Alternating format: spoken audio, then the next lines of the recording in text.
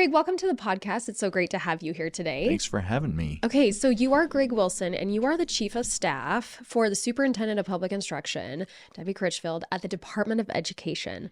What does the Chief of Staff do? I think primarily, I'd say my focus is on the superintendent's policy goals. You get elected, you run for these offices because you want to make a difference at the statewide level on K-12. And so for me, it's assisting her in remaining focused on those priorities and then helping deliver on those priorities. I think the challenge for any elected official, particularly a governor or a superintendent, is you're very much affected by external events, and they can knock you off course pretty quickly.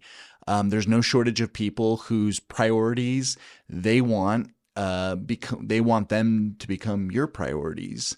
And so just this idea of being focused, being disciplined. So I would say primarily that is my role, is helping deliver on those policy goals.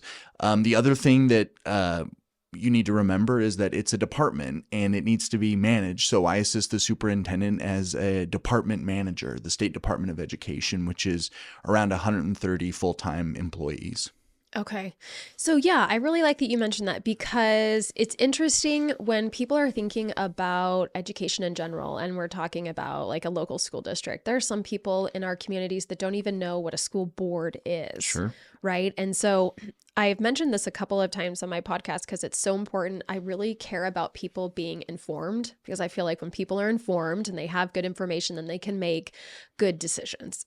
And so Debbie Critchfield, she's the superintendent, and she leads the Department of Education. Correct. And then there's also the State Board of Education, Correct. and she sits on that state board as well. She does as a voting member, and she's currently the secretary of the board in an official capacity. So Superintendent Critchfield, like a lot of fortunate folks, has a background in state government. So she served on the State Board of Education for 7 years. She stepped down in 2021 to run for this role, to come back onto the State Board of Education. And so that experience really does come in handy because she can understand all the different players that come into play. So we have an elected superintendent, but then we also have a gubernatorial or governor appointed State Board of Education. And I would say that both are kind of key policy setters at the statewide level when it comes to education. The board, though, technically has constitutional and statutory oversight over not only our K-12 education system, but then our higher education system at the state. And what does that mean? Break that down a little bit. What does that mean? Everything from, they truly are, and this is where graduation requirements would come into play. But the State Board of Education is setting our standards. Let's focus on K-12. Yeah. They're setting content standards, whether it's social studies, math, physical education. That's the State Board is the entity that is formally approving those standards and reviewing those standards. Teacher certification is it's administered by the State Department, just like when we talk about graduation requirements, we largely administer those, but it's the board that's the institution that's approving those, that is reviewing those. So all those components that provide kind of a statewide oversight that's the state board's role, is to provide that oversight as an executive branch agency.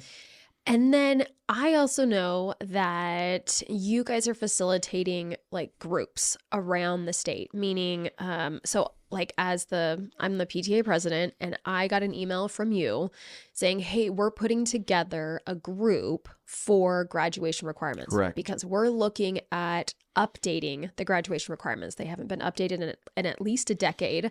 So we want to get different stakeholders together. So you facilitated getting stakeholders together. And so tell me who was in that stakeholder group for these graduation requirements that we're going to be talking about today. Sure. Well, just kind of where about 12 or 13 months ago, we began with just a group within the department, and then we included state board staff, career technical education staff. And basically what we did is we put together a framework for how we might want to make updates to the graduation requirements. It was a priority for Superintendent Critchfield, and coming into office in 2023, that was her first full year in office.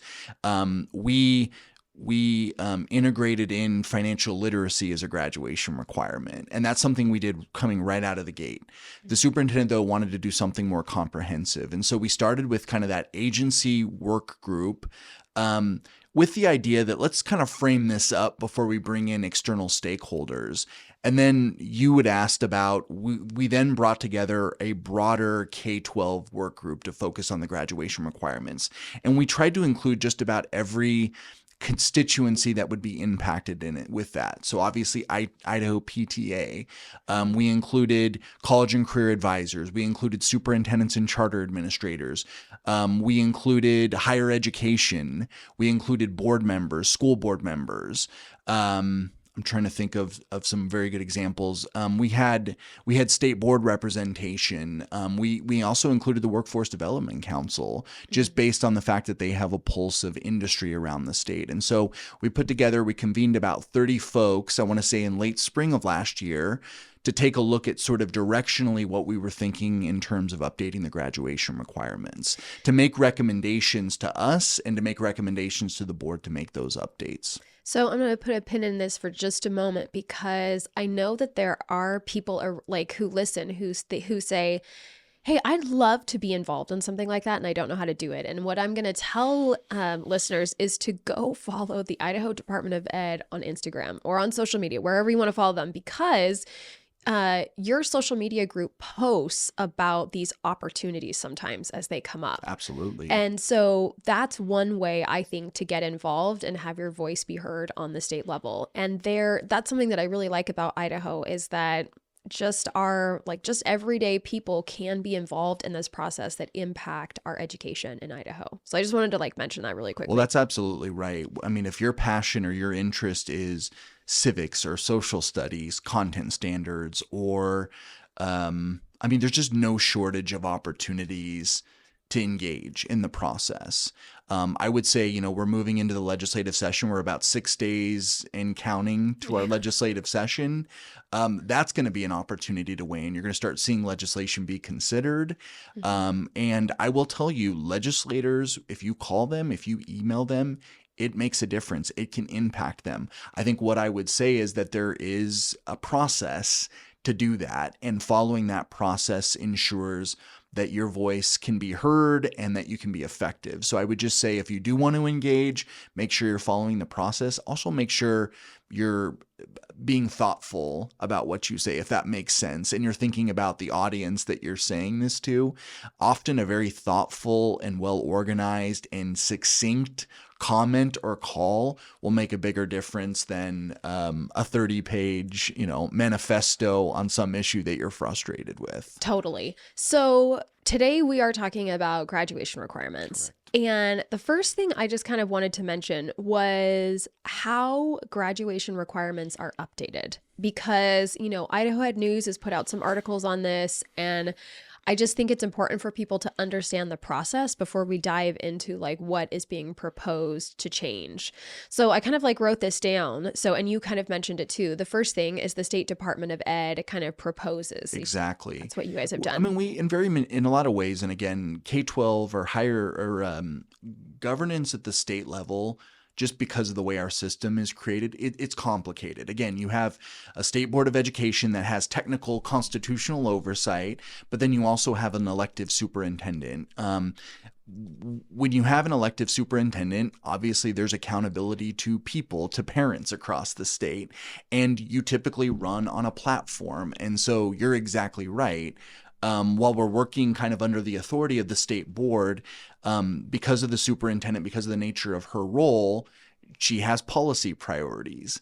And so, like I said, coming into office, it was important that we updated our graduation requirements to make them more relevant to our students now, to make more sense to our parents, make more sense to our industry partners across the state. And so the graduation requirements, they don't reside in law, they reside in something called administrative rule. An administrative rule has the force of law, all of our different executive branch agencies, that's really the way where they can put a finer point to governance, if that makes sense. The legislature comes in for 3 months a year. They obviously legislate on a lot of important issues, but on things that require much more specificity, like content standards, like graduation requirements, like regulations around agriculture, it's the administrative agency that's putting those together in administrative rule. And so our graduation requirements, while they have the force of law, are developed through that administrative rule process. So you guys, like you mentioned, you developed those and then you convened like a group. Correct. And you got a lot of input from that group. And then you went out, and I'm like looking at this because I saw this, an old Idaho Ed News article where and I attended one of these, like it says, state officials seek feedback via meetings and a survey. So you guys traveled the state Sure. and shared with people regarding these updated graduation requirements, got feedback, we're looking for feedback as well. And then you also administered a survey there too. I just want to know, I'm just going to know, like as a person who attended one of those, and I live, in the Treasure Valley, my kids go to West Ada. And so I went to the one that was like at the West Ada School District. And I can appreciate that maybe not everyone's getting this information, but there were very few people there. There were. I was actually like really. Yours was one of the smaller attended ones, which is interesting because of just the fact that we live in, we're talking about the largest populated area. And I will say, I'll just our overview in terms of outreach was multifaceted.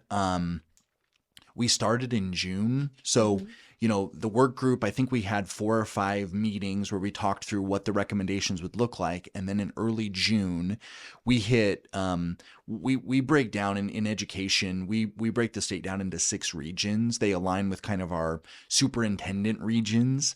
And so in early June, we hit all 6 regions. And some days we had multiple meetings in a region. Some we just had one. And that was more focused on our school building leaders and our college and career advisors, and we had teachers. And I will say some regions were very well attended. Other regions were maybe not as well attended. I think it's really hit or miss. We pulled all the same levers in terms of using social media, posting stuff. I think one of the stories that I saw kind of in your papers was the result. I think it was a Region 5 superintendents or a Region 5 graduation requirements meeting where Idaho Ed News attended, and they attended a few other ones that we had. But in June, we just did our best to really get the word out, and we send out the survey. And then there were some other emails that we had sent out to different constituencies. And so that's what we did in June. And then in October, we kind of did the same thing. We were getting very close to finalizing the recommendations. We wanted to answer questions. And so we did all the 6 regions again. And I think we had 2 meetings in Region 3. We had an afternoon meeting, which was really well attended in Middleton, and then an evening meeting in West Ada, which to your point wasn't as well attended. And I think it's hard because you do what you can to get the word out. Yep. And, there were people, we had visited with several other additional groups. We visited with speech and communications teachers and drama teachers. I was at the School Boards Association conference.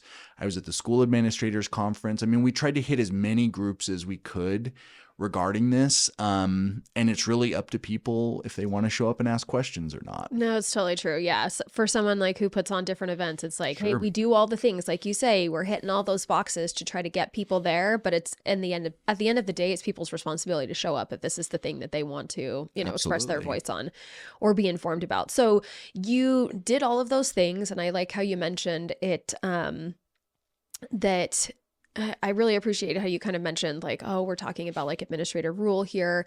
So then A lot of administrative rule that's put forward by an agency. It's done there's a statutory process or a legal process to do it, but there isn't the broad, maybe broadcasting of that process.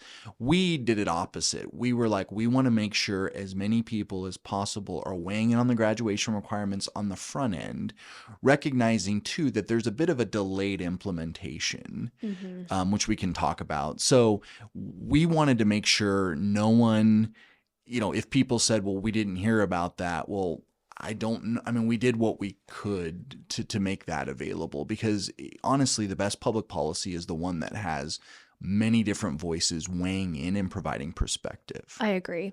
So you did all of that front end work, and you guys did, it sounds like you worked on it for over a year though. We did. We started, like I said at the outset, we started in October of 2023 with that agency work group. And then we convened the group that you participated on, the K-12 stakeholders group, I want to say in May or April.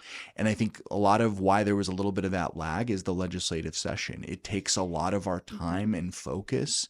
And it was one of the primary reasons Superintendent Critchfield ran to be superintendent, is to have a positive impact during the legislative session, being a true K-12 policy leader.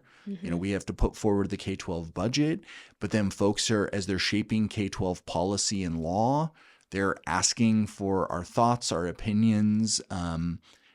With Superintendent Critchfield last year, she was assisting the governor in getting the facilities bill across the finish line and working really hard on that. So we just need to be very focused on the legislative session. So then you get all these parts together, and then the next step really is presenting it to the State Board of Education. Correct.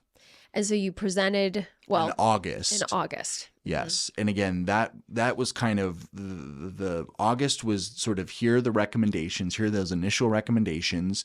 Again, by law, there's the administrative rule making process where in September and October, there was kind of another chance to weigh in. And that's why we were on the road, is kind of getting some final feedback between August and then November. Late November is when sort of the final draft of the graduation requirements was approved by the State Board of Education. And I read that it was unanimously approved by the State Board of Ed. Okay. So now the next thing you have to do is to get the legislature to approve it. We do. And what does that look like? So again, all administrative rules that are new are approved by the legislature. And that's just the Idaho Administrative Procedures Act. What it's going to look like is there's going to be a resolution that has to pass both the House and the Senate that would approve these graduation requirements. That would approve the administrative rules that's where the graduation requirements reside. So it's very much like legislation. We're going to treat it like legislation because it's bicameralism. The same resolution, the same language has to pass both the House Education Committee, the House floor, and then the Senate Education Committee and the Senate floor. And do you know when you're going to run those? So the administrative, at this point, the process is kind of out of our hands. It's very much a legislative process. And so typically, and again, every year looks a little bit different, but those rules will become before either the House Education Committee or the Senate Education Committee very early in the session. So those get presented very early in the session typically. Resolutions, it kind of depends. I will say that often administrative rules kind of get thrown into the same mix as other items like budget items that are the priority of the governor and the executive branch. And sometimes those get approved earlier and sometimes they get approved later as kind of deals are being, hashed out and decisions are being made about how to move forward. So I think right now we're standing ready to explain the graduation requirements to our legislative partners, to help them move them forward. Okay. So now that we have kind of figured out the how that happens, let's talk about the what. So like I mentioned earlier, this is the first time in over a decade the graduation requirements are, being updated and comprehensively. I think there's been piecemeal changes like financial literacy last year, but a comprehensive kind of look. Again, it was a priority for Superintendent Critchfield to take a look at them. When she was on the state board for 7 years, I think my understanding was working with her because in 2019, I was in the governor's office, is she wanted to take a look at them. But then the pandemic hit, COVID hit, and that kind of put everything to the side. Everything. So I think it was a priority to say, okay, these graduation requirements were largely changed, comprehensively in 2012, 2013. Things have changed. What we want students to know and do has changed. What we expect our students the world that our students inhabit looks different. hmm So let's talk about the rationale. I read part of that in an article in the Idaho Ed News, which I really liked. But will you talk with me about like go through the rationale with me and like what the proposed changes, the outcome for those. Well, I can break down. I think, the why is important. I think we've kind of established the first why. The first Mhm. why is that the graduation requirements maybe reflect our priorities in some ways 10 years ago versus now. Mhm. So I'd say one of the primary rationales are we want graduation requirements that reflect what we want students to know and do in 2024 and beyond. And I don't want to editorialize too much on maybe what was being considered in 2011 and 2012, but I think there was a very big focus on students maybe going on to a 4-year university or a 2-year college. And I think what we've discovered really specifically in Idaho is that students do all sorts of different things after high school. We have a lot of students in Idaho, and we're very proud of this, that go into the military. We have a lot of students that go on a career and education technical track. We have students that sometimes just go into the workforce pretty immediately, and then from there make decisions about what they want to do next. So our primary rationale is we want graduation requirements that serve every single student, no matter what. I would also say with the graduation requirements, we want something that's transparent to parents, that's transparent to students, and that can kind of help them navigate whatever is next. Again, it's that relevancy that's important. And one of the things that like I've noticed as having kids in the, Idaho education system is that over time there have been changes to allow for that, like what you're talking about, that individual experience and that increased flexibility. Absolutely. And I would say that the advanced opportunities, has offered that to students where they have that, over $4,000 to use towards college credit. And so many schools now are offering that dual credit opportunity for kids, and then also career tech to be able to use, that advanced opportunities money is available for a lot of different categories for students so that they can use those to determine how they want to use it in their future, essentially. Correct. So I just feels like these graduation updates feel like a natural process in what has already been occurring in Idaho. Yes. That's what it feels like to me anyways. Well, and I would say this, you're leading, kind of bringing me right back into the rationale. It's about that alignment. I think we talked about that a lot. It's that we want to serve all students, that we wanted to reflect more what we want students to do now. And then to your point, it's been kind of building. Advanced opportunities became available to students, I want to say in 2015, 2016. More recently, you have launch, but kind of in between then you had investments in college and career advising as an example. So there's all these post-secondary readiness initiatives that the state has pursued, but our graduation requirements maybe aren't completely aligned with those. And I think that's what we're trying to do with our updates, is maintain flexibility for school districts, maintain flexibility for students and families, but provide more of a framework to deploy, like you said, their advanced opportunities dollars, which last year increased from $4,125 to $4,625. Yeah, it's awesome. My kids have used those. We have really. One thing that I'm seeing too is kind of interesting is that a lot of the AP courses used to be pretty popular, and it feels like the dual credit courses are becoming more utilized Absolutely. in that college using those because they can take those anywhere in Idaho, and a lot of times they'll transfer out of state, and there is more of a knowing exactly how they'll transfer versus an AP class where you're not quite sure what you're going to score at the end, if you even get that score at the end. Well, so. and again, those are accepted, but I think you're exactly right. People see a lot of benefits to those kinds of dual credit courses that they can take. And I think, something that is important, and I know we're kind of jumping around, but with the graduation requirements, I mean, there are some students that just want to explore. I don't know how driven you were, but I mean, I more or less, when I was 15, 16, 17, I think I knew more, kind of where directionally I wanted to go. But that's an anomaly. I mean, students should have the opportunity to explore. Students should have the opportunity to try things and maybe decide, well, that didn't quite work out for me. I'm going to try this.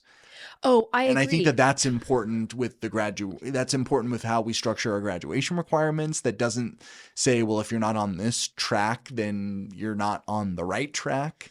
But then also what we do with advanced opportunities, and just, again, allowing the balance between want students to have something in addition maybe to their diploma, but we also want them to have the opportunity to try different things when there's really no penalty to trying stuff. Oh, exactly. Actually, my oldest child, he took a lot of opportunities to try things in high school because he was interested in so many things. And I think that's a really great, it's a wonderful time, to your point, for students to be trying things. Absolutely. Because it is a safe time. They're at home. They're in a good environment, and really it's free. Right? They're not paying for those college. No. They're not off in college and, kind of meandering. But we also want students to have structure to where if they think they know where they want to go, that maybe they're utilizing that resource to try to build kind of that solid foundation. So I am heartened when I hear about, students that are graduating with, associate's degrees, or maybe with a year or more kind of off of college, or they've deployed their advanced opportunities so they have certain career technical certificates, right? And that they have that critical backstop to where when they go out into the workforce, they can then pivot to maybe what other opportunities they want to look at. So it's really that balance that's important. Totally. It's the flexibility. I mean, to your point, there's some kids who know exactly what they want, and they utilize it, and they get that associate's degree. And then there are other ones who are trying different things, and they have a lot of dual credit to take with them to college. Absolutely. And they've got all of those, what are they called? They're not prerequisites, like the grad courses when you go in and you take oh my gosh. Well, yeah, I think, word? Are you talking about maybe the core requirements? Core, yeah. I mean, if your major, depending on what major you pursue, you need to get, but there are prerequisite or kind of common core courses that all students are expected to take. That's general ed. General education. That's, every college usually has those general ed courses, and high school kids can knock a lot of those out in high school, right? And so that's why I love this. I think for me, the rationale that I appreciate the most, just for me, is the increased in flexibility, because every student is different. Yes. And I appreciate that you guys are working to address the variance in students. And every student isn't maybe going to go on a college track. And again, I'm a college kid, so I think that's what we're trying to signal with the graduation requirements. And I will say, the graduation requirements updates, it's one step in a multi-year implementation process. And I know we can talk a bit more about this, but us putting these forward, from there, it's like, okay, how are we assisting our school districts and charter schools in implementing them? How are we ensuring that they're utilizing these to provide a framework that serves each and every one of their students, or the demands of local industry? I mean, all those kinds of things. We're really looking at it through that lens, that it's not just a one size fits all, where the 60% or so of students that aren't going on to a 2 or 4 year institution, they don't feel like, well, these aren't relevant to me. They have a path, or they have a track, or they have an idea of what they want to do, and how the graduation requirements maybe help them do that. Okay, so we're going to dive into those changes right now. They're proposed changes. They are proposed changes. So for whatever reason, I was looking for that slideshow that you guys had, and I couldn't find it in any of my content, like any of my stuff. And I remember there being 4 proposed changes, but are there only 3? There are 4, okay. And I can take each one in turn. And again, there are other changes, but we need to package these up in a way that kind of everyone understands them, rather than, if you went and looked at the draft of the administrative rule, you'd see not a lot of red ink, but you'd see kind of red ink, and you're just like, what is this? Is this like a term paper? So I want you, if you would, tell me what the 4 proposed changes are. Sure. And then I want to take a dive into Let's do each change. So if you would go just like 1, 2, 3, 4, tell me really. So first one, and I'll kind of take them kind of the easier ones. The first one is around credit flexibility. And again, this is something that's already available in a lot of ways to districts and charter schools, but we want our graduation requirements to be very, very clear that if a student pursues a certain specific course or a certain specific learning opportunity, work-based learning opportunity, internship, and we can come up with a way to, with that school district or charter school, to align that with the content standards, they can receive core academic credit for that. And again, that's something that we're essentially calling our shot. We want students that do take a specific career technical education course or maybe conduct a certain internship to be able to say, look, algebra or certain courses, I can meet sort of that core academic requirement. So it's us trying to signal greater flexibility to meet the needs of all of our students and what that might look like. And so that's the first requirement, or that's the first updated change that we proposed, is that credit flexibility.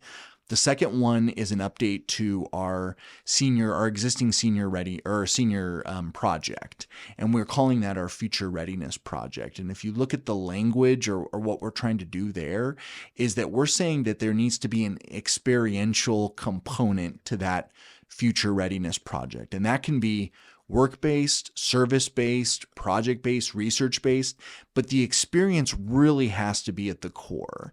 And ideally, and we've seen this with a lot of school districts and charter schools around the state, it's an experience that aligns with what a student is thinking they want to do after they graduate. And so we've heard a lot about, particularly in our smaller districts, job shadowing, different kinds of internships, different kinds of research projects that have to do with the career field they're looking at, and really kind of getting in depth about that. So we just think that really punching up what our existing senior project looks like and really framing it as a future readiness project is important. So that's the second component. The third component that we've been looking at is, and I know this is going to get the most conversation, is around shifting to or including a digital literacy course as a graduation requirement. And rather than increasing the overall number of credits we're requiring at the state level, we're replacing an existing 1 credit requirement around communications with what we're calling digital literacy. And I really want to dive into what that looks like, because it really is multifaceted. It really kind of hits a lot of different needs that we've seen out when it comes with technology and the world that our students are navigating. And then the last recommendation is around what we're calling localized pathways. And it's the idea that a school district or charter school needs to help, again, students and parents navigate how they're, what credits they're taking aside from just those core academic credits, what experiences they're looking at, what assessment they're looking at. So a localized pathway is, here's a sequence of courses, activities, assessments that a student can take to meet a certain outcome. So again, the more natural localized pathways are, I'm going to a 2 or 4 year institution. This is what that looks like. I'm going into the military. Here's what I need to take. I think something that's important about a localized pathway in that space is just thinking about the ASVAB, and we can talk more about that. But then we want to create pathways that align with local industry needs. To your point, one of the big initiatives that the superintendent had was around career-ready students. And we have been deploying grants to school districts to meet different local workforce needs and to create programming in the career technical education space. We want localized pathways that align with those investments.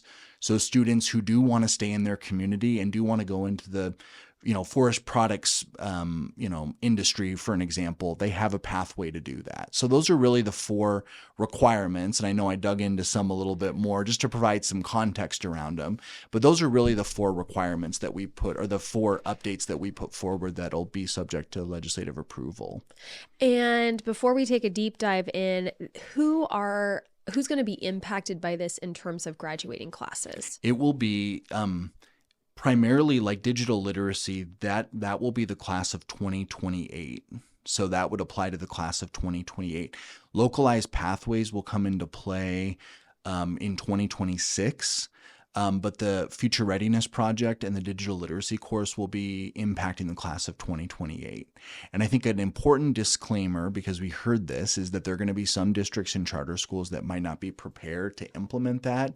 And so like we've done with financial literacy, there might potentially be waivers that are granted to districts that maybe aren't ready yet to implement that more fully. But that gives us about 3 years worth of runway to implement. But it is the existing freshman class that this is going to impact. And so those two changes, depending on where students are taking communications or when students are starting to undertake their senior readiness or their senior project, it might impact them. So that's just something we've been very sensitive to. But on the other hand, though, we didn't want to wait too long to where people are waiting. And then, okay, now we're finally implementing this. Right. So going back through then, tell me about the increased flexibility for electives. Because when I think about this as a parent, I'm thinking like, okay, I think my kid is, they have like this job or something. They have this internship and they're learning these specific things. How does a kid go about making that proposal so that they can get those that counted as an elective? It is, I will say this is going to be one that it's going to take, a lot of work with a school district or a charter school. And at a minimum, we're going to need to have a willing partner with that school district or charter school to do that. But the idea really is that from the department standpoint, we want to create templates. We want districts and charters to come to us and say, look, we have a subset of students that, to your point, are taking this career technical education course. It maybe doesn't align with a specific CTE pathway, but we think that it maybe counts for this math or for this science. What can we do to make sure that there is that standards alignment? It's the same with different internships, is that we need a willing partner at the local level to say, look, we have this student, we believe that this can align with the standards in math or in somewhere else. How can you help us make sure they fulfill that core academic requirement so they're not doing this and having to do a core course potentially, where for some students that isn't maybe what they want to do, or that isn't something maybe that fits into their grander high school graduation plans, if that makes sense. Yeah. So what happens if I know I acknowledge I'm like throwing out scenarios here, and and it's very scenario based. I think, again, like I said, you put these forward. It's like legislation. You put these forward, and I will say the flexibility was something requested by school districts. They wanted us to more clearly say, look, we want you to say you're going to provide more of these opportunities, and then we're going to come with you with what these need to look like, if that makes sense. So that was one that was very much an organic request from our school district and charter school partners. Okay. I appreciate that you pulled that out, that request is coming from them. So then though, tell me, I'm a parent and I have this experience and I think my kid should have this, and the school district's like, nope, not going to do that. Is there like a process where a parent can say right? Is there going to be that kind of like an appeal process? I mean, I know that kind of. Yeah, we're gonna, to your point, we're gonna have to determine exactly what that's gonna look like, because I think more likely than not, you're gonna have, a district that's gonna say they're gonna want to make it work because they're gonna want to help assist a parent or a student, in that request. And I think our smaller and mid-sized school districts, it's going to be a bit more straightforward with them. I think it's the larger school districts, whether it's the Future Readiness Project or this, that is going to require some really thoughtful consideration of what that looks like. I think of a Boise school district or a West Ada where you have 25,000 students, 40,000 students respectively, across, 50 plus, schools. I mean, that's a lot. And so we're talking about what that process is going to look like. I do envision us getting requests from parents or from students to us, and then us maybe reaching out to the district and saying, okay, here's how this could potentially work. But I will say that experience has to align with the standards. And so that's not every experience that might be out there. That's not every course that might be out there. And how can people go find where the standard is so they know, so they can do some of their own background homework on that?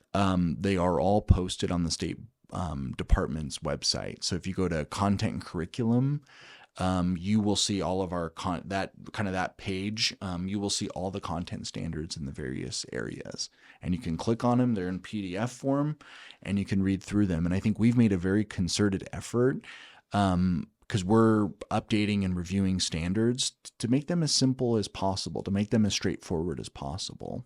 Okay. So I personally really like this, this proposed change. Sure. I think it's fantastic. I'm always going to go for increased flexibility for students, and I really like this one. So second one then, future readiness project.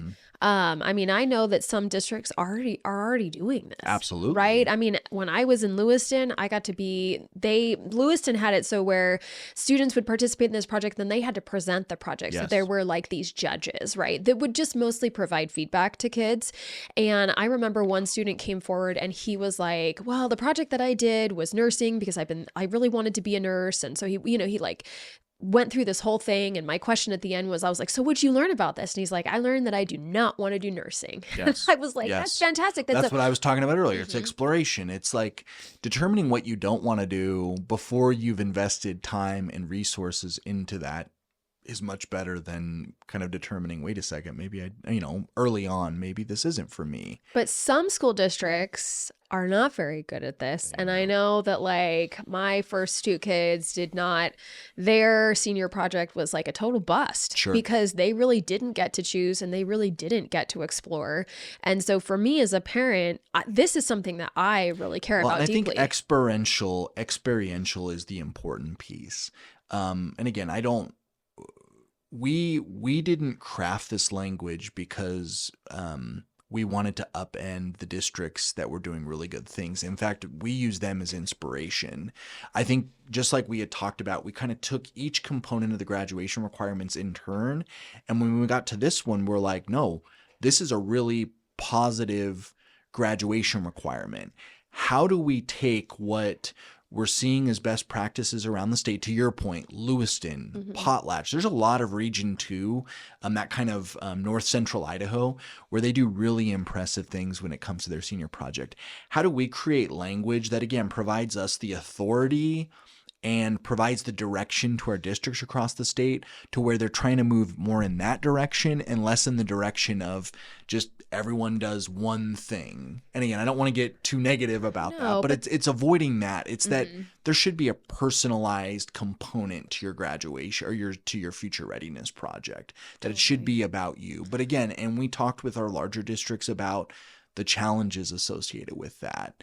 But we feel like it's definitely doable, and it's definitely the right thing to do. Oh, it's definitely doable. I mean, I graduated from high school a long time ago and in Oregon, and we had a senior project. Yes. And my senior project actually was putting on a blood drive Exactly. for my high school. And we brought in just a bunch of people, and then there was a paper component to it. And I had to write this paper and have a point of view. And so I, wrote this paper, had a point of view. And then I also had to present it in front of a bunch of community people that I didn't know. And so what you are proposing, to your point, is happening already in a lot of districts around Idaho.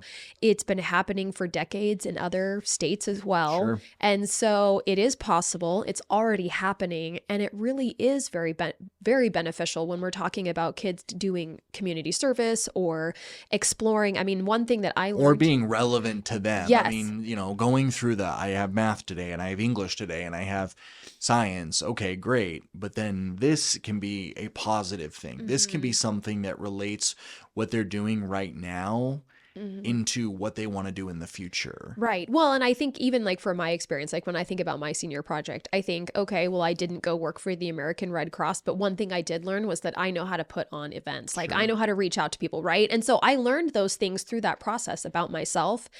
and learning how to work with other people. And those are really important skills Absolutely. for kids to develop. They're soft skills. Yes.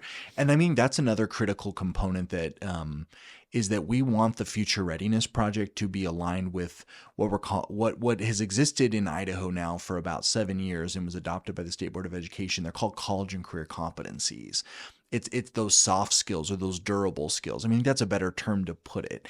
I think a lot of, when you're younger, you kind of think, my success is really going to be determined on academically how I do, or this credential or that credential. And I'm not saying to discount that, but we also know that employers are looking for effective communicators. We also know that employers are looking for people that can kind of look you in the eye, that have basic skills, whether those are financial skills, we're going to talk a little bit about digital literacy, some of those skills, but just those foundational skills are really important. And so again, we want an experience, and then we want our students to be tying those, just like your experience in Oregon was, with skills that are just going to have to be there no matter what they do in life, if that makes sense. Oh, totally. It doesn't, again, we all specialize in our careers, but there are certain things that are just absolutely foundational to how we become successful adults.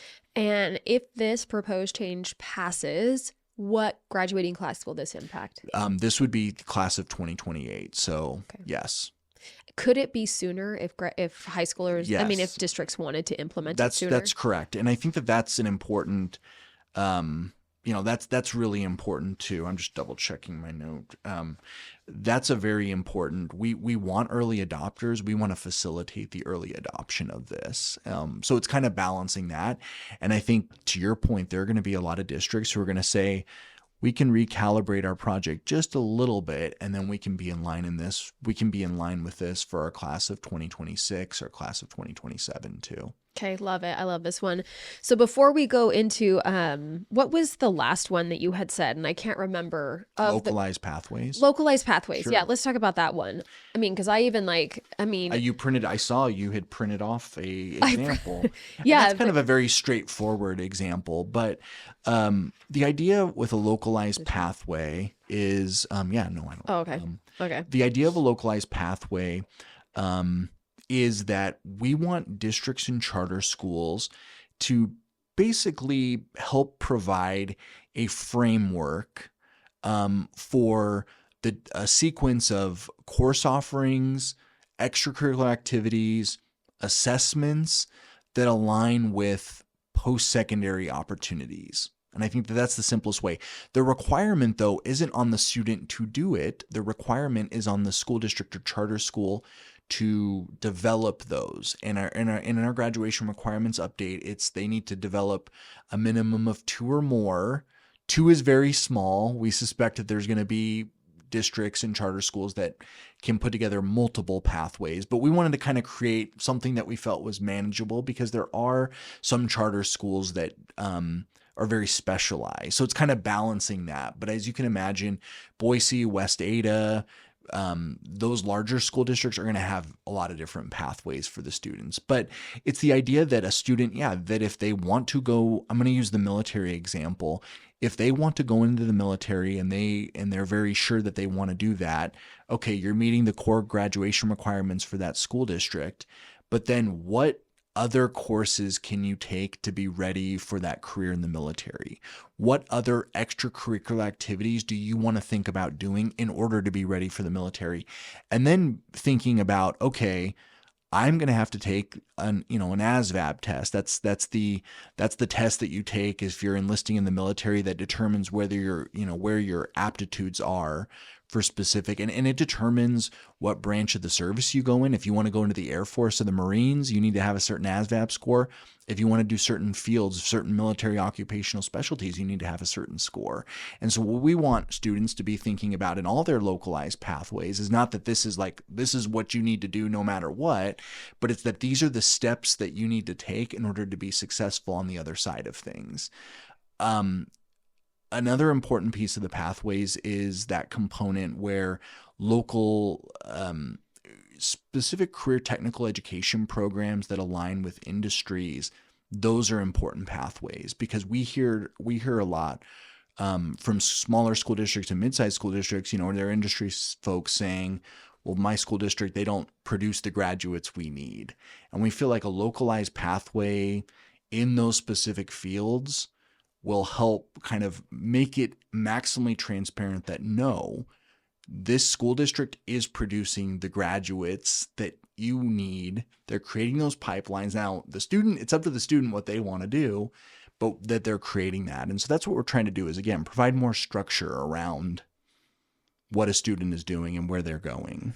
Well, and I like when I'm looking at this, like I'm looking at this one that I printed off the website and it talks about, I mean, to your point, it lists, like student requirements and then school or community offerings. That's right. So it lists like the required core credits, it lists suggested electives. Exactly. Right. And then the suggested exams, and then it's got suggested extracurricular activities and then other opportunities. And this reminds me a lot of something that I would have seen in college where right, where they're saying, hey, if this is the major that you want, these are the required things that you need to hit, and these are other opportunities for you. Yeah, and it's not required, but it's all there transparently. Right, like so it's your just college there. and career advisor is talking with that student, the parent is talking with the student, and it's not just a couple of pathways. We want to include a pathway, and we're going to work on templates for this, but if a student wants to explore, there should be an exploration pathway. There should be a straight to career pathway. I keep talking about career technical education, West Ada School District, for example, I mean, they have career technical education pathways around early childhood education. They have, and I mean, they're very much the exception, not the rule around the state, but they have an emergency med technician pathway. So it's that idea of like very specific career technical education pathways, all the way to pathways for students who do want to just go straight into a career after they graduate or do want to go into the military. Here's the pathway. Here's all the considerations you can be making from freshman on to make sure you're as prepared as possible for whatever that looks like. Well, and I like the idea too of making the information like more easily accessible for parents, for students, so that they don't have to like go searching for this thing, or they don't have to put 4 different things together. They're saying like it's right here, so that it's like in this template, so that it's easy to understand. It's not required for the student to follow this thing, but it's easy for them to understand and kind of put this, like a templated picture has been put together, so they can kind of look at it and determine what's going to work for them and what's not. Exactly. And again, if there's a pathway for more or less every single student in your building, then the graduation requirements do have kind of a relevancy. It's not that, I'm just gonna go get a job after graduation. Who really cares? I'm just trying to get through this to move on to the next step. And it's like, no. There are things that you can be doing in order to be successful. There are durable skills that you can be developing. There's certain extracurricular activities that you can undertake that can help you be successful, kind of jumping into that job market immediately. And we're also hoping we're steering kids into specific skills that are going to be helpful. I mean, that's going to be important too. For sure. So I just wanted to like follow up because I can't remember now. Did you say that you're going to be developing some of these to help districts? Absolutely. We have to. Yeah. I think we can also, like everything, kind of steal some of the ideas that are out there, because there are districts that are doing really good things in this space. Oh, yeah. So it's kind of a combination, but these are going to be we call them localized pathways for a reason. Some districts are going to have some certain kinds of pathways. Others it's going to be much more specific to what what that district can provide and what they can't provide. And so that's going to be important. And what graduating class is this going to? So the idea is that because this is a requirement on school districts and charter schools, it would be, it would apply in 2026, that the school districts would be expected and charter schools would be expected to have these pathways in place. By 2026, like the fall of 26? Correct. Okay. Yeah, summer. I think we said summer of 2026. But the idea is that districts are posting these. They've developed them. They've posted these. and our students in high school and our families are starting to think about them kind of through that lens. And it'll take a little bit of time. So, but basically, like 1 year after. Correct. 1 year after these. We want these posted. We want these in place. Correct. Okay, awesome. Okay, so now let's go to the last one, which I'm going to tell you is the most heated of all of the proposal. I actually don't think that I've seen any parent. I haven't heard from any parents or like news articles that are like frustrated with any of the other suggestions except this one. I would say, like, if we're going to put people have the most opinions, it's the financial it's the digital literacy, yep. The digital literacy course.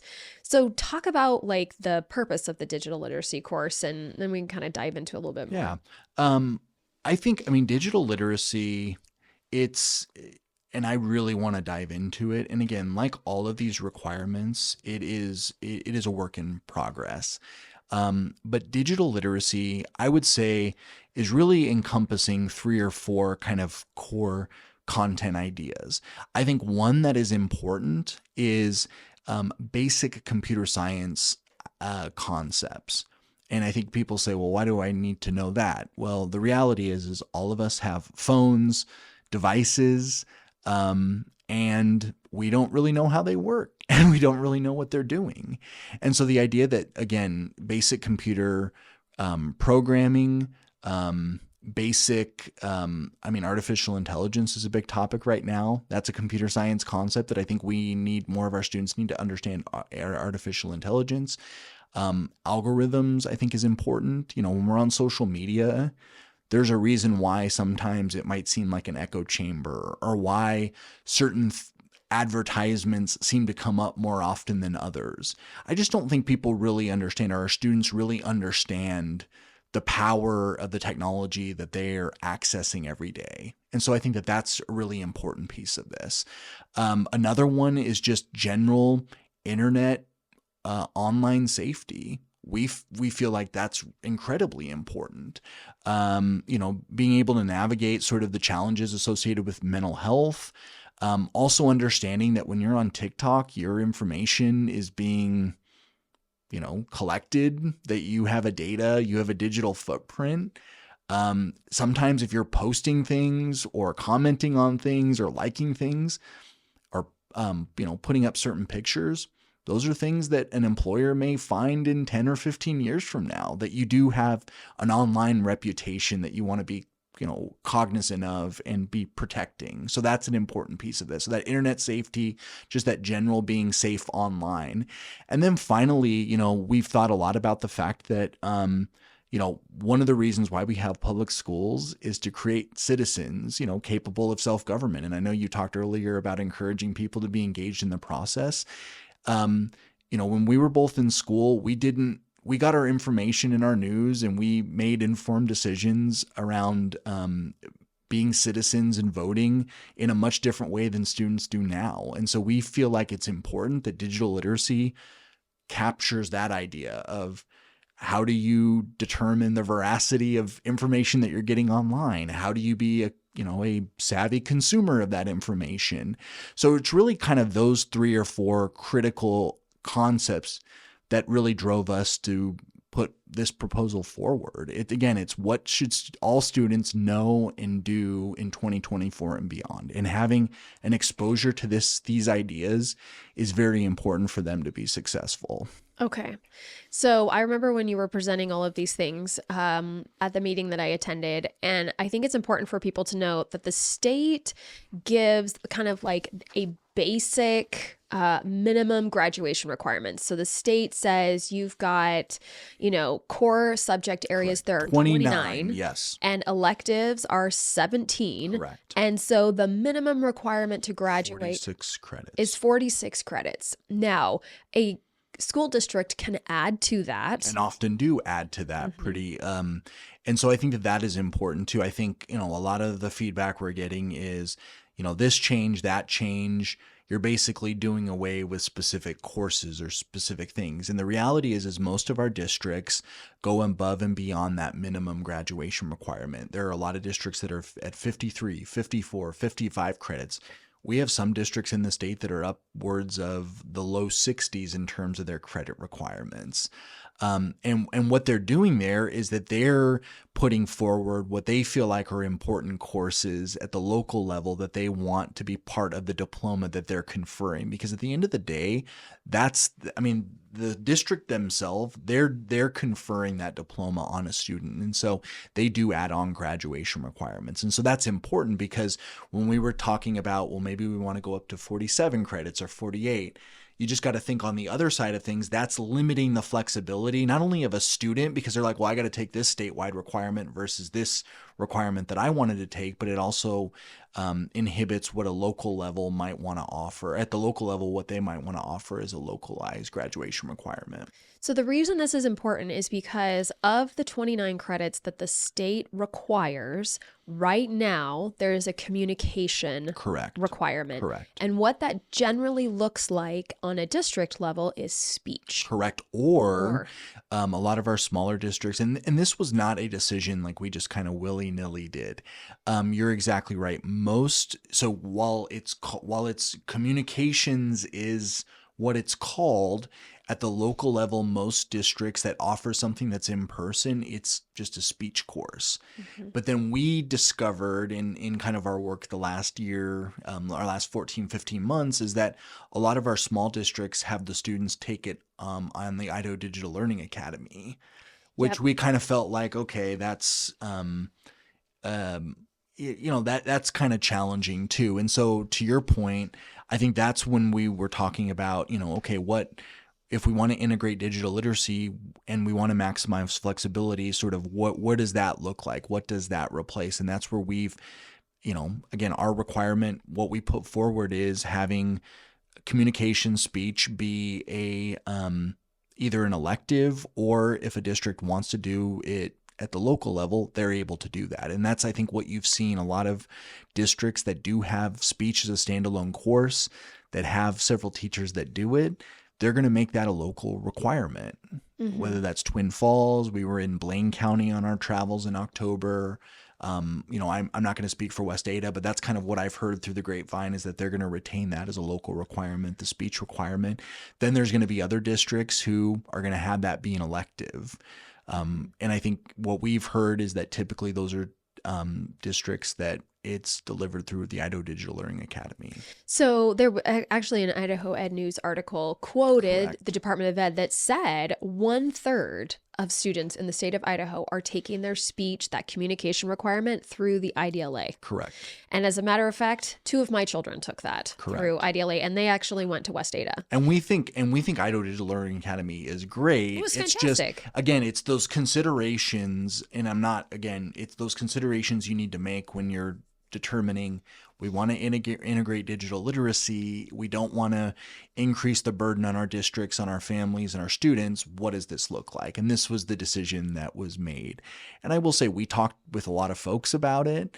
When you make changes to public policy, folks have thoughts and opinions about that, and that's okay. And that's why when, around the time when, you had come to a meeting that we had in the West Ada School District, we were in that same room, I want to say 2 weeks before, a meeting with speech and drama teachers about this proposal. And there was an expressed frustration that we were discounting speech, that we were basically eliminating it as a course that would be taught around the state. And I think that's kind of the furthest thing from the truth. It's just going to look different. And I think that's important.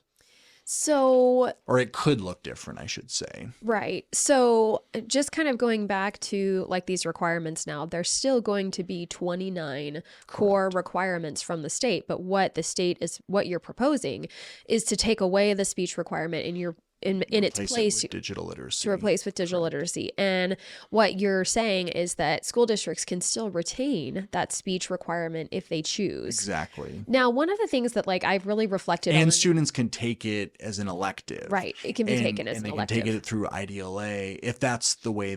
So I think you're going to kind of see both.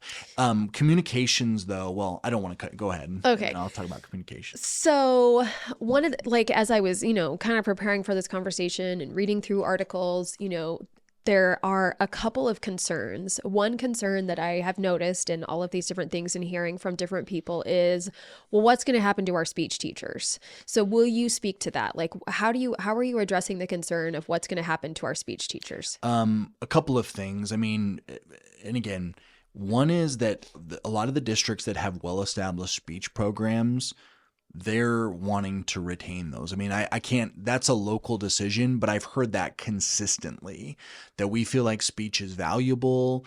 It's been, it's been a requirement or something that we've required now for 20 plus years. It's important. We want to retain that. Great. The other piece of this, and again, we've answered this question a lot, is, well, who will be teaching digital literacy? And there is a lot of flexibility, like we did with financial literacy, on who is able to teach digital literacy. And so I would say for a district or a charter school, that may be an avenue for some of those teachers. That is a potential avenue. But again, those are local decisions. And so we are not only maximizing flexibility by not adding another graduation requirement, but we're also ensuring that digital literacy can be delivered as flexibly as possible. So let's just then, I mean, some of these school districts are not going to require speech. And they're going to, obviously pick up that digital literacy course. How are you responding to questions of, well, speech was used to teach soft skills. Sure. How are we going to now, how are you proposing that districts teach soft skills to students? What are you suggesting? I don't think that speech was the only course that was teaching soft skills. And so we had talked earlier about the Future Readiness Project and how soft skills are integrated into that. I feel like those durable skills or soft skills are really being taught in a lot of different courses if being done right, and in the Future Readiness Project. I think the question that we've received a lot is, how are we going to ensure that those soft skills related to communications are being delivered? And if you look at our update to the graduation requirements, and you look at the way the standards are currently structured, where there's not standalone communication standards, but they're integrated already into English language arts, we do feel like there are plenty of avenues cross-curricularly to deliver those communications, or to ensure that those communication skills are being developed by their students. So there's going to be a spectrum. There's going to be districts that say we can meet those standards in our English language arts courses and a few other courses. And then to your point, you're going to have districts that do that, but then also have maybe a requirement around a speech course, particularly if they have a well-established course. And so in our graduation requirements, we have integrated in this idea that communication still is going to be an expectation. Those durable skills around communications are still going to be an expectation. And again, they currently align with how the way the standards are written. And there's something that we're going to have to support over the next couple of years. Well, and I know, so this is just like thoughts from Alexis, but when I look at, I started out as a teacher many years ago, and I am of the opinion that if a teacher is teaching correctly, like if they're doing it right, they are integrating those durable skills and communication skills into their class. Like there is no reason in my mind, and I'm telling you, I know it's happening, that teachers are putting their kids on a computer for the entire classroom. That in my mind should not be happening. Sure. Like I'm just saying this as a parent. In my mind, and as a former teacher, teachers need to be incorporating durable and communication skills into their classroom, because that is what makes learning engaging. Exactly. And you think about other sort of more, I'm thinking about science. I mean, there has to be a communications component embedded in that, because it's easy to talk about, to just have basic conversations, but one of the biggest communications challenges is really conveying complex information, synthesizing it, creating, sort of packaging it up, and then being able to deliver it. So I think that's kind of the perspective we looked at, is we weighed all the different considerations. We weighed the fact that a lot of durable skills like communications are delivered, again, across courses and in different ways. And I think that that's where we, made the decision that digital literacy, would kind of be that 29th credit in the core academic requirements. And I've heard no one say don't teach digital literacy either. It's just a matter of, okay, what is the future of communications or speech look like, and how is that delivered? Well, and I think like, I mean, like I said, like I went through all of these different articles and kind of, conversations that I've had with people. And what I have heard most from parents is, yeah, we want our kids to be good digital citizens. And there's lots of ways that I think that schools, teachers can make that look rigorous in the classroom. But parents want their kids to be interacting with students, with teachers. Sure. And I think one of the ways that that happens personally is like the computer gets closed more. Agreed. And we have more interactive, project-based and Agreed. conversations in class.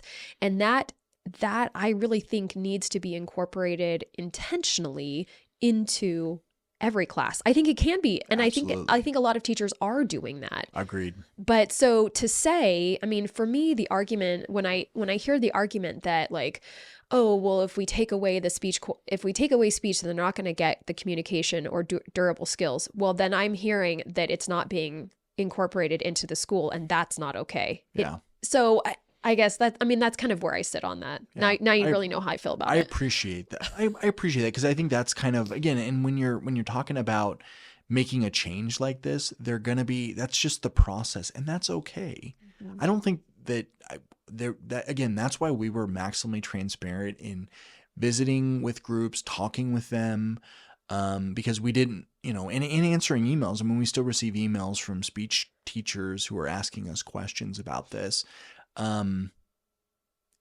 It's okay. It's part of the process. And I think that that's what we need to, you need to work through what that looks like.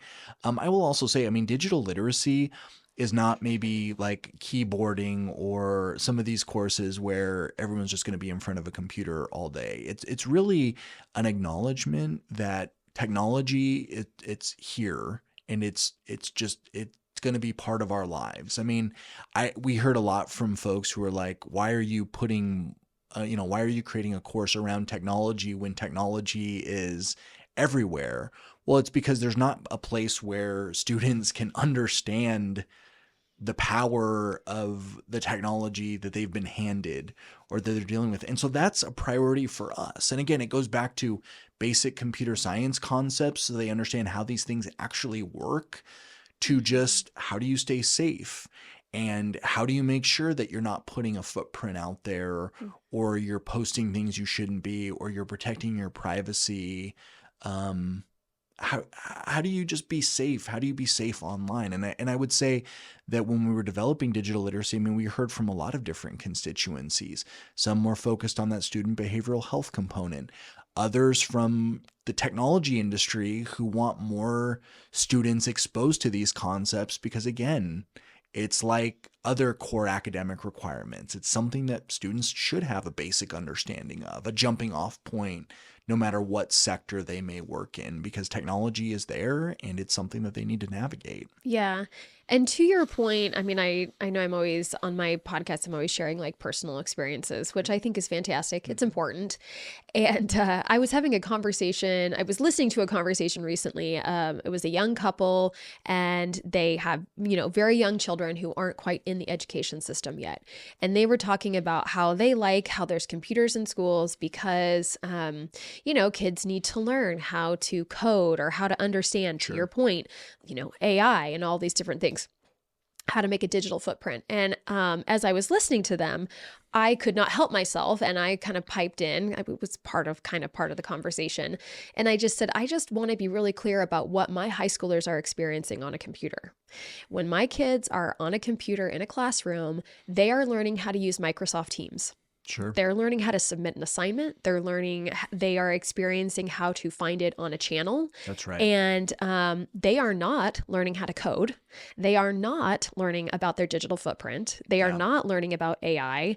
on their computer on a regular basis. If my child wants to learn those things, they have to take a different class. Sure. That's not what a kid having a computer in school today, to your, kind of what you have offered, is that they're not automatically learning these things.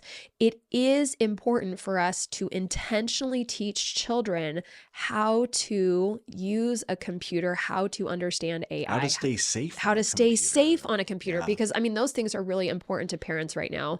But I think I can appreciate that a parent is saying to you, why are we putting kids on a computer more? Sure. And I think that it's this balance of, the state is saying, hey, we need to teach a digital literacy course. This is the world that we live in today. But from my perspective as a parent and as someone who's in the school system, and I have lots of teacher friends and administrator friends, it's important for teachers, administrators, and parents to say, we want to make sure that kids are not on computers too much. Yeah. Right. And it's about being a part of the process to understand what is there and what is not there, and to really kind of pull apart these pieces. And for students, again, digital literacy, I don't want to jump ahead of what districts and charter schools are going to do, but if it's offered in the 11th grade and the 12th grade, there's going to be information that's conveyed to students around the hazards and the way it changes sort of the way your brain works. And kind of the science behind this that I know is just kind of being ever kind of explored or found. We're exploring new things or finding out new things every day about how technology is affecting us. But that's something else that I think is important, right? Mm-hmm. I really think that is information that more of our students need to understand. Yep. That really, it's not a disclaimer that comes with this technology. It affects our attention spans. It affects, there's a reward component and there's a reason why we get addicted to those. Understanding everything behind that, I do think, is really important for our students. So, is the state then coming up with the standards for this course? Have they already been developed? What are the behind the scenes on that? The behind the scenes are, again, we have to kind of balance being respectful of the process and letting the legislature have their say, which is important, with the fact that when you partner with educators around the state, they want answers and they want them as soon as possible. So what we've done is we have compiled from a lot of different other content areas what draft or potential standards for this course could be. And that just kind of helps provide those folks just kind of an understanding of, okay, this is what it could look like. What we're going to do is, if it's approved, we're going to kind of formally bring those standards together. We've already worked on what a course would look like in the digital literacy space. That align with those standards.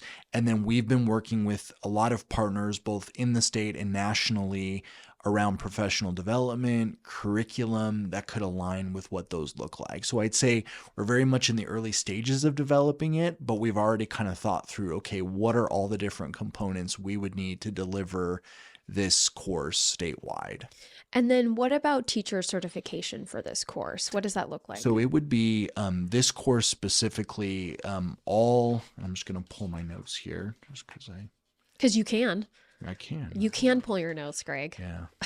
If I can find it. You're going to find it. I know so it's just so I get the language correctly, but yeah, holders of a standard instructional certificate would be allowed or would be eligible to teach this, and then a charter school or a holder of a public charter school specific teacher certificate. So again, maximum flexibility. Now, when you say, well, any holder of a certificate can teach this, I know the first thing people say is, okay, well, wait a second here. Does that mean anyone's going to teach it? We're just trying to, again, maximize the flexibility for our districts and charter schools. And so much like financial literacy, where we provided a lot of flexibility, we want to provide a lot of flexibility here. But it is going to be up to the district or charter school to decide, okay, who's the best fit for this? And in a lot of cases, educators that are more technologically inclined are going to be the ones delivering this. But we wanted to make sure that, that districts felt like, particularly our really small districts, I mean, they're always having a challenge with delivering highly specialized courses. And so we needed to be respectful of them and their ability to deliver this course in person. Can we anticipate that IDLA will be offering this? Correct. They Yes, will be. They will be. Okay. I think that's just something that is just, every single core academic requirement provides that. But again, with the certification requirement we put forward, we tried to make sure that, like speech, that this wasn't something where you have a group that gets it in person versus a group that doesn't get it in person, if that makes sense. Yeah. And IDLA is going to be helping us and has been helping us in the development of that kind of course that we wanted, or the template for a course that we want to put together. And they've also been weighing in on the standards that we're trying to put together for this course. Great.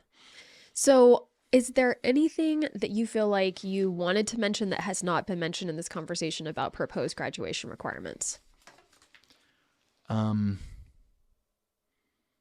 I don't think so. I think the biggest thing is if you are, supportive of this and you have the opportunity, if you have a relationship or do email your legislator, I think it's important, just to weigh in on this.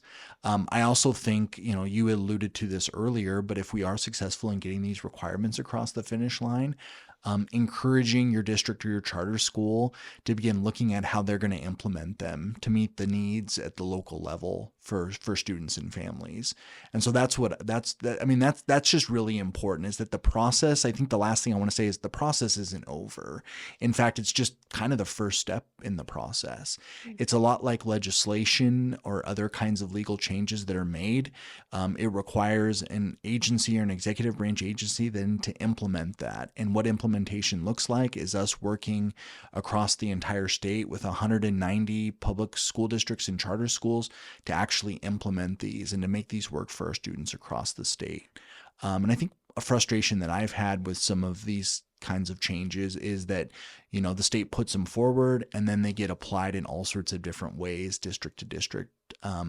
We don't want to do that. We want to put these forward, and then we want to help operationalize flexibility.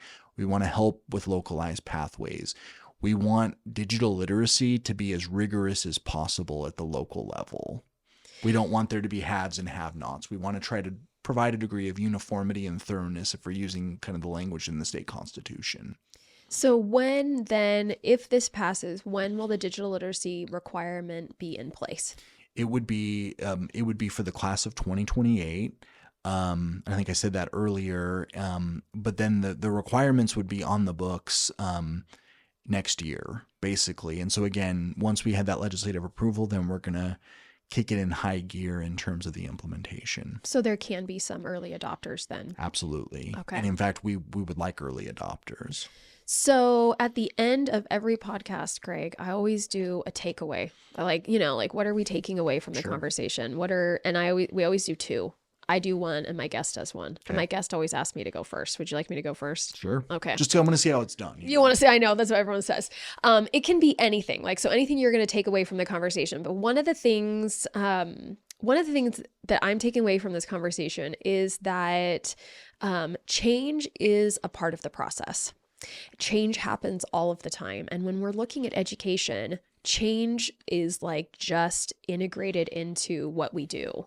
But the challenge sometimes is that as leaders, we don't address the change. We don't acknowledge that it might be hard or simple. It's just almost like this forced thing that you have to do. But one of the things that I have heard you say frequently throughout this conversation is that there's going to be early adopters. There's going to be mid adopters, and there's going to be people who adopt at the end. And what that tells me, Greg, is that you are aware that change takes time and that you're thinking about change in terms of leadership. And I want you to know, as a parent, that makes me feel really good, that you understand that change has phases. And that this proposed change is going to have phases for districts, and some are going to be those early adopters. And those early adopters are going to help the people, help the districts that maybe have their foot on the brake a little bit. They're just not quite sure. And I think that's really important just to acknowledge in what is being proposed and what, is potentially to come, that it is a change and that there's going to be people who are really excited about it. Sure. And people who are concerned, and those early adopters are going to help the concerned ones see, what's working and what's not, and how that can be integrated into the system. Yeah. Anyways, that's my takeaway, just so you know. It. Well, I think if you're, I think that a couple of things, and I don't know if a takeaway can be a response to that or kind of a more broader one, but I'll just give just my very brief response is that, that's the point of government, is that you have to be responsive. And in education, that sometimes can be challenging to be responsive. Something that I just recognize that I think for some people that are in education policy, they kind of, it's eye-opening for them, is we're highly decentralized in the state. We were talking before this conversation around some of our experiences in school districts as an example. And, despite my being in the governor's office, me being Superintendent Critchfield, I am not technically in charge of those folks. There are things that we can do. Obviously, they take our calls. That's important. But we are very highly decentralized in this state. And so when you talk about change, you just have to be aware of that it takes time. It's incremental. And you really have to balance, what's possible versus exactly what you want to do. And I think that's what we really try to do with these graduation requirements is what's a framework that is, can be implemented across the state of Idaho, and how's that important? I think my big takeaway is I just really appreciated the way you articulated the changes around digital literacy and communications, because I think a point that we've maybe not been making that you made much more articulately than we've been making is that when you talk about durable skills, when you talk about soft skills, they should be something that are taught across a high school experience. That's the point of them. And so just saying, well, this course or that course is where we do that, I think kind of misses the point, and it kind of defies the way folks learn these kinds of things and the way these things kind of develop, right? And particularly when you talk about like communicating, or the ability to speak. I think you've been at some places where I've spoken. That wasn't always the case. You learn to speak, whether it's well or not, just through doing it a lot, not just taking it over the course of a semester and that being it. And I think it's the same with digital literacy or any kind of course that we do. We're trying to create a foundation for the future. And you expose all of our students to these ideas, and then that becomes sort of the foundation for how they're able to navigate this stuff much better. And that's the idea, is that learning is life, it's a lifetime of learning. Greg, this has been such a great conversation. I totally appreciate you coming in today and talking with me. And I am going to be following this in the legislature, and I'm really hopeful for you guys. So thanks so much. Thank you.